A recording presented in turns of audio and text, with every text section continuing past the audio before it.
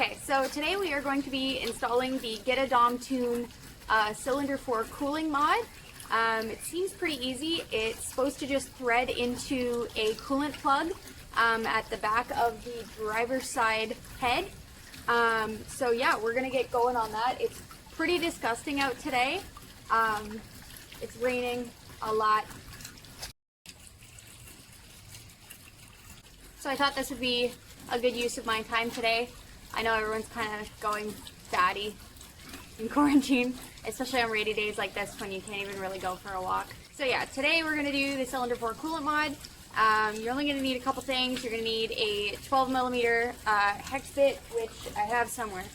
So yeah, you got your 12mm hex bit thing. I don't know if that's actually what you call it, but that's what I call it because it is a hex and it is a bit. So that is what I call it. And then you're going to need your cooling mod, obviously. So, in the Get a Dom Tune cooling mod, you get a silicone hose and a fitting that threads into the back of the driver's side head. And then you also get 3 hose clamps, one for either side of the T-fitting, and then one for connecting to this hose. You get the T-fitting, which is nice because it is metal. And then you get your handy instructions, which we are going to read now. Okay, so drain cooling system and retain coolant. If you are planning on running new coolant, please do yourself. Okay. Well, we don't need to do that because the engine's out of the car. Use 12mm hex key. Oh, it's a hex key. Using a 12mm hex key socket, please remove the plug shown from the rear of the left-hand cylinder head, opposite the turbocharger. Yeah, okay. This can be done from above or below the car. That doesn't matter because the engine's out of the car. This is great. Thoroughly clean, dry the threads of the cylinder head so that it makes a proper seal. We will do that. Thread the fitting into the head and tighten. Keep in mind, the fitting does not need much torque. That's actually good to put in there because a lot of people forget that the block is aluminum and it strips out like so easy. You're going to locate the return hose from the heater core. Attaches to the black metal pipe extending from the back of the engine. We're going to have to look at that because I don't actually know which pipe it is. I'm pretty sure it's the bottom hose out of the two. There's a top one and a bottom hose that go in. I'm pretty sure it's the bottom one. If installing on a 2000 or older Subaru, you will need to cut the hose 6.5 inches. Okay, we can do that. La-di-da-di-da. Burp the coolant. Well, we're not going to have to do that either because the engine's out of the car. That's something that's going to happen in like, I don't even want to put a time limit on it. I don't know how long this thing's going to be out of my car. I don't want to think about that. Okay, so apparently I was right. The black one, this is the one that you want to tee into, and it is the bottom one. It's the bottom one that comes out of here, and it's also the bottom one that goes back into your car. This one goes up top, and then this one goes on the bottom. Okay, so like the handy dandy instructions said, you want to take out this bad boy right here.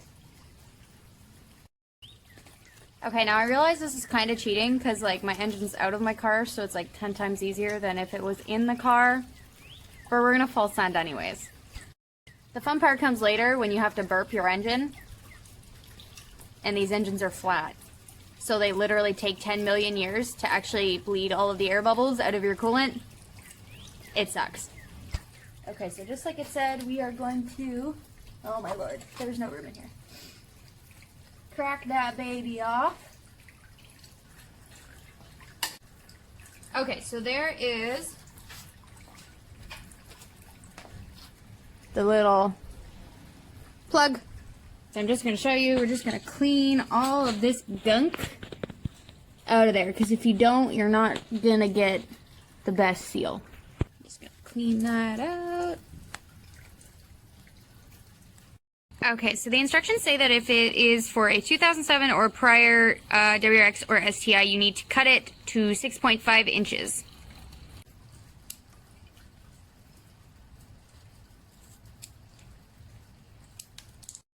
Okay, so I just did like a little mock-up. It threads into the head there, and then it's gonna bend slightly up, and I believe it connects like that. I think that's how the T is supposed to go. So the instructions call for 1 minute gasket maker if you don't have the time to let it cure overnight. However, I do.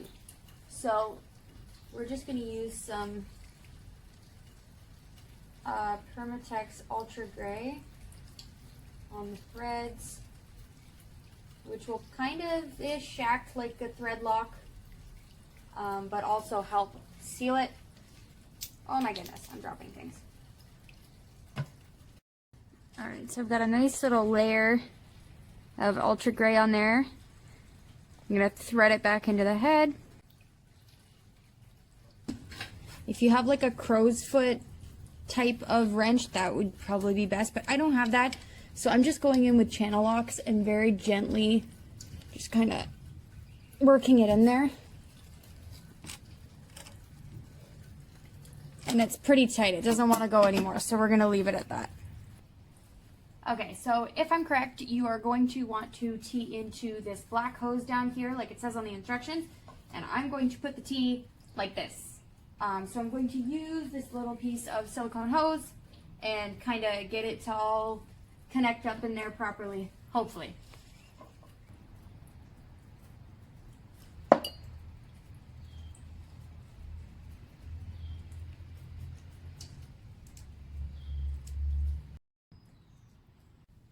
Alright guys, so there we have it.